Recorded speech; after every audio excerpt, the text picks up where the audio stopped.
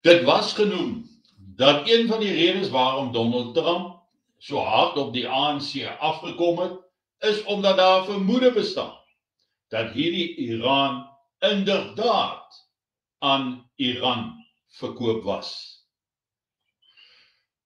En dit is 'n baie interessante ding, maar indien dit waar is, en dan die stelling wat gemaak word deesdae dat Suid-Afrika geweet het van die 7 Oktober Hamas aanval op Israel, dat hulle geweet het voor die tyd. Dit plaas vir Suid-Afrika in 'n baie slegte en gevaarlike situasie. Amerika gaan dit nie vergeet nie, en alles dui daarop dat dit wat ek nou gesê het, net sowel die waarheid, 100% die waarheid kan wees as dit so uitspeel, en as dit is, kan ons nog strenger optrede en selfs 'n regeringsverandering, 'n ondersteunende regeringsverandering van soorte verwag in Suid-Afrika. Wat hou dit vir my en jou in?